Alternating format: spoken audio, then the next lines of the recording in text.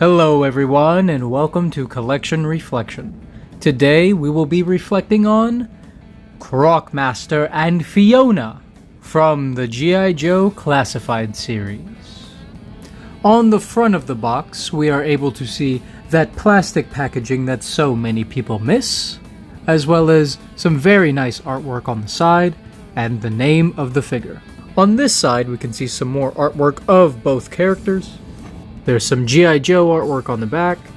Here's some of Croc Master's stats. And he is number 38 in the line. Some top, some bottom. Here is a nice overview of the figure and all of the accessories, and trying to do things a little bit differently. I'm going to let you know right off the bat my opinion on this figure. Is he worth collecting, or should he be reflected? In my opinion, this entire set is definitely worth collecting. And if you're interested in learning why, go ahead and keep watching the video. Starting off with this awesome head sculpt, even though it is just a plain black mask with a breathing apparatus attached, I still like all the little detail that they put into it, like the red eyes, the frowning lines, and especially the spot on the mask where it seems that they had to sew it back together, almost like he was attacked by one of his crocodiles. The breathing apparatus is painted in silver, and it's got this black tube that goes all the way down to this air tank that's on his back. The tube and the tank are both removable, and you just peg them into their places respectively.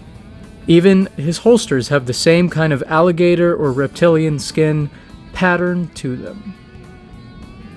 Fortunately, his cobra logo is painted very well on my figure, and so is this eye.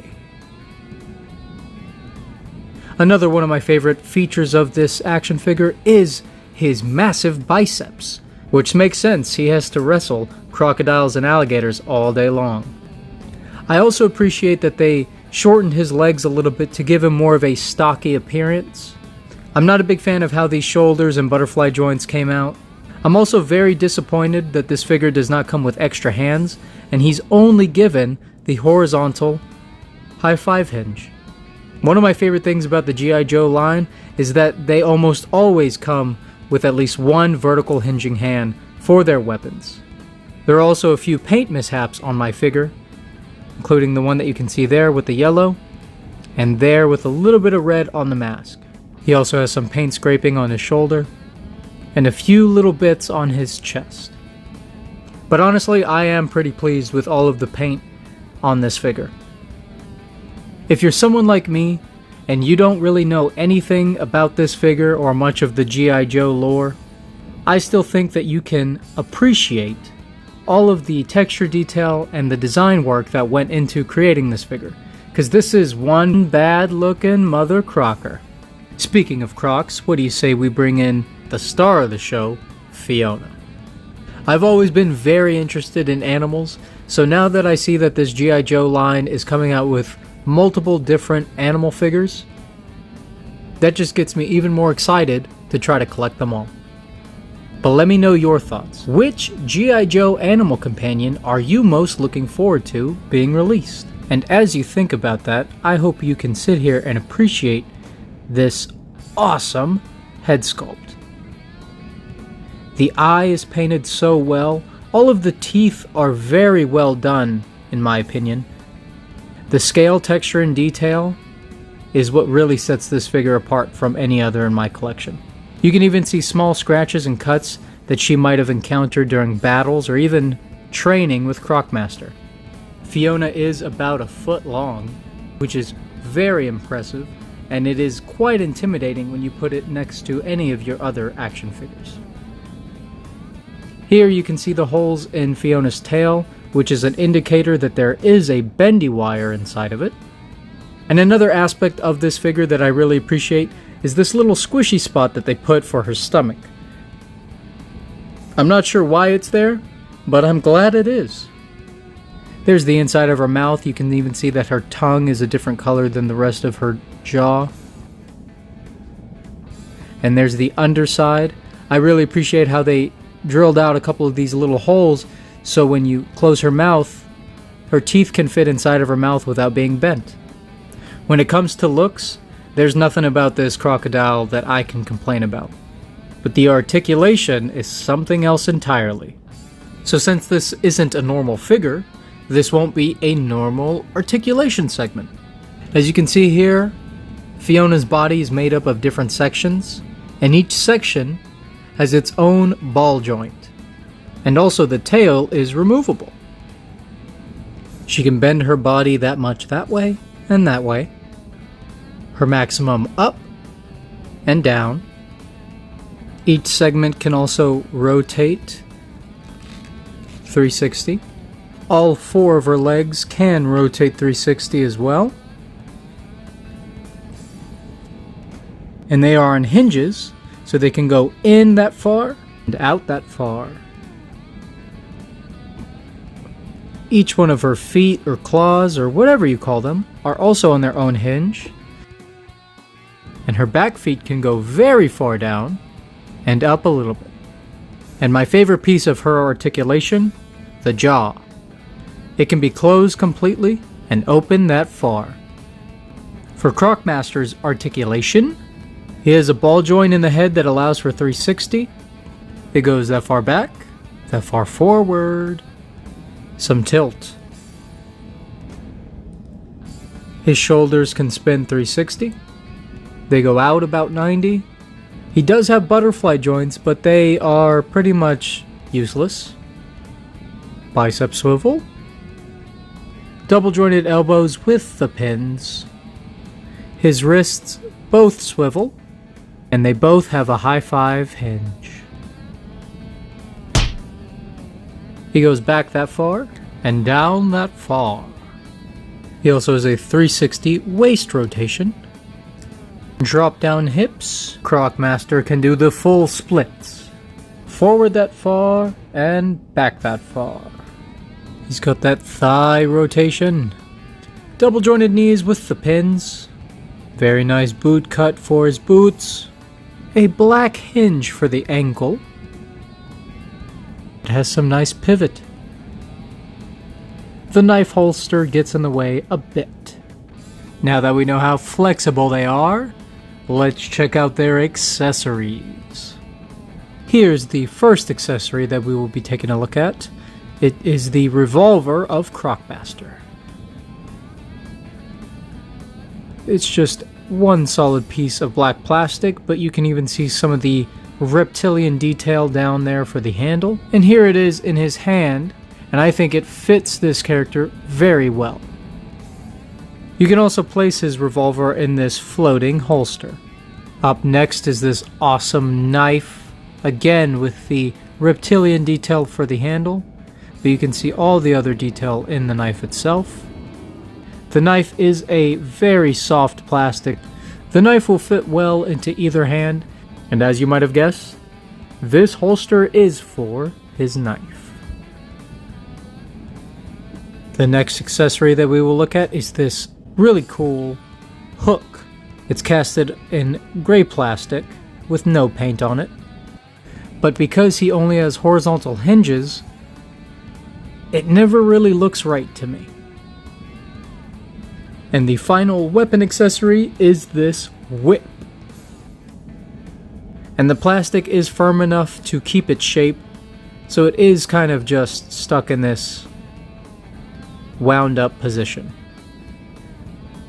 I do appreciate that the hands are a soft enough material that you can easily get all of his weapons into his hand, and he can still grip them pretty tightly.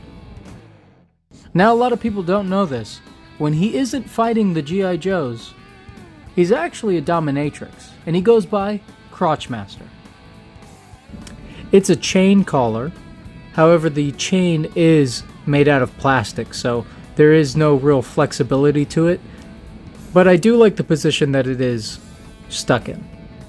Also, these spikes are not just flimsy plastic, they actually hold their shape, so that's pretty cool, but the collar itself is very malleable. And when sliding it over Fiona's head, it has a natural stopping point right behind her jaws, so you can still open up her mouth very easily. This way, in case he loses his crocodile, someone can read his address on the side of it and return it to him safely. Final accessories for this pack are these two baby alligators. We have one albino and one regular crocodile. No offense to albino crocodiles, you are also regular. But I really want to take a moment to appreciate all the detail they put into even the smallest accessories. They still painted the eyes very well, and the teeth are painted on both figures, including the albino. I'm not gonna lie, there's not much that I can do with these little baby alligators, but the fact that they're included and how well they're done, I can just really appreciate it. Here are both figures posed up with all of their accessories. I think the accessories are fantastic, if only he had the correct wrist hinges for his hook and whip, as well as having a place to store them on his body naturally. But what do you say we check out some comparisons? Starting off our comparisons, we have a couple of Lightning Collection figures. It seems that Croc Master is taller than your average Lightning Collection male, but also shorter than their monsters. Here's Croc Master standing next to a couple of Marvel Legends. We have Scorpion and Jigsaw, who looks like he was attacked by a crocodile. They are all roughly the same size. Here's what Croc Master looks like standing next to G.I. Joe's Spirit Iron Knife and Beastman from Masters of the Universe, who is also a whip enthusiast. From Transformers Kingdom, we have Cheetor and Tigertron. Croc Master seems to be taller than both. Moving down to some 5-inch lines, we have Dragon Ball Evolve's Goku Super Saiyan Blue, and from BST AXN, we have Itachi Uchiha. From DC Spin Master, we have Bane and Killer Croc, and you can see how both of these characters fuse to create the Croc Master. From the final faction, we have Crepitus and Sergeant Steadfast, both of which have been customized by myself to increase their articulation. Timber and Freedom combined are about the same length as Fiona all by herself. Here she is with Optimus Primal, Air Razor, and Megatron. And of course, we must see how these figures compare to Pumpkin Rapper's head.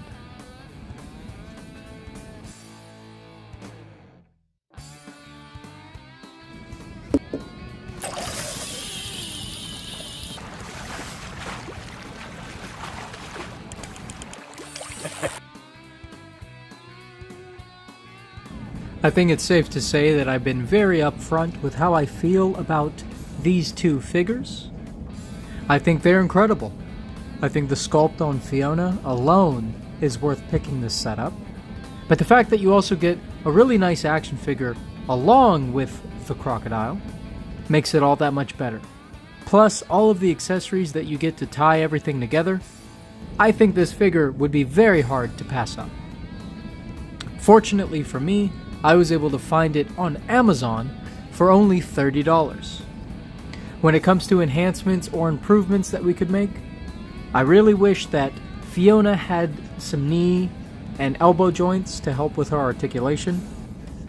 And I think Croc Master should have come with a set of interchangeable hands with the vertical hinges. I would also really appreciate if he had more weapon storage for all of his other accessories, and if his whip was a bit more posable. I know a lot of people would have appreciated an actual chain when it comes to the collar for Fiona, but I really don't mind the plastic chain. I do wish that his butterfly joints were much more functional than they are. As of now, they're just kind of wasting space. Some things that I've done to try to enhance this figure are finding some type of weapon storage, as well as wrapping a wire around his whip. That way the whip can actually be posable to some degree. If there are any other enhancements that you could think of, or maybe you've already done them to your own figure, please let me know down in the comments below, or message me on any of these social media platforms. I would really like to see any kind of custom jobs that you've come up with for these figures. If you decided that you enjoyed this video, I would encourage you to check out the others I have already on the channel. I hope you all have a nice chuckle, and please, try to be kind to somebody, because it could change their life. I'll talk to you next time.